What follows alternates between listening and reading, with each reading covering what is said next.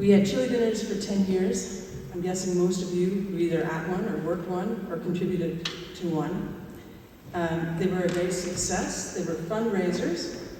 I don't think we ever cracked $2,000 after expenses. However, more importantly, we did get a lot of people from the neighborhood. We got a lot of people not from the neighborhood. We had friends that came from London every year to help out with it. The kids moved tables, the husbands tended the bar, and everyone had a great time, especially the, I think it was the 100th anniversary. It was really, really successful. So we called ourselves the Church Ladies. We had our aprons. It was me and Jacqueline, Sarah Davitt, Michelle DeBrouwer, and Shirley. We had it all down to an email that we could get everything organized, and then everyone else that did all the real work, making the chili and moving furniture, would help on the day. And it all started with this lady's idea. Morning, I'm Jacqueline. Some of you remember me from a long time ago. I wrote this out, so pardon my reading it, but here we go. When my children were very small, I started coming to Windermere United Church, partly as a tribute to my grandmother, who had recently died. She'd been very active in her church in Cape Breton, and sitting in the pews gave me comfort. And also being away from our extended family, I wanted to give my children time in a community with people of all stages of life. I was concerned I'd get pulled into more than I could manage, particularly with 3 little ones. I didn't have to worry for very long because in very short order, I ended up on council. There was a meeting where, as was often the case at the time, we were going to fall short by year end. And in my memory, I did plant the idea at the meeting, but when I was writing this out, it was a bit foggy how we got talking about a community dinner. No doubt everyone had a nostalgia for a good church dinner.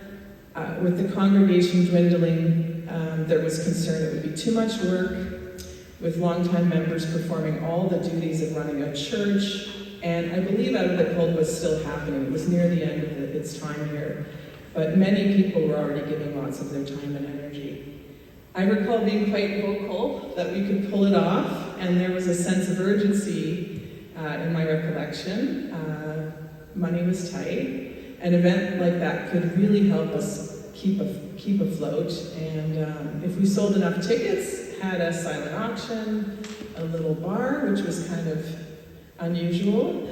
We could make it kid-friendly with buckets of crayons and rolls of paper on the table for doodling and cookie decorating kits for the children for dessert. It would be lots of fun. The thinking was that it would be something for the Sunday school moms to take on so as not to overtax anyone else who was already volunteering in other ways at the church, and to help connect the younger families in the neighborhood. During this meeting, we decided on a date for the dinner, which at the time of the meeting was about a month away. The date was set for the first Sunday in November. It was a perfect window after the rush of back to school and before the lead up to Christmas. And it was a week after Halloween, with parents surely looking for a night off. It was going to bring out all the local families of kids, and our small congregation was going to enjoy a full house in the basement, recalling busier times of the past. Just to give you context, I know this was 2008 because my oldest child had just started junior kindergarten. She was 4, and I had twins that were 2.5 years old. I'm not sure what I was thinking. That first year, there were 2 of us, Sunday school moms, that went into the basement kitchen bright and early on the day and started cooking the chili. Throughout the day, many others trickled in and got set up with tables, dishes, everything that we needed to have a great time. It was a great success.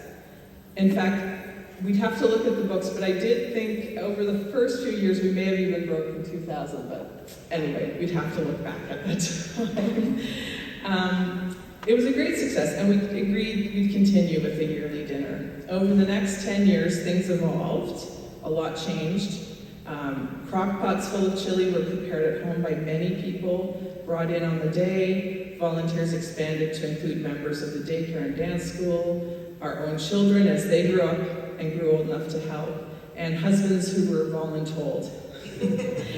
What started as a way to top up the coffers and bring in a little old-fashioned community to the church, not that we didn't have it already, but to add a little zest, a little craziness with all the children, it resulted in a decade of fond memories of people gathering and sharing a meal together. To the countless people who put in the time and effort, who bought the tickets, who attended, who donated, and made the dinner a success every year, thanks for the memories. Thank you, everyone. Thank you.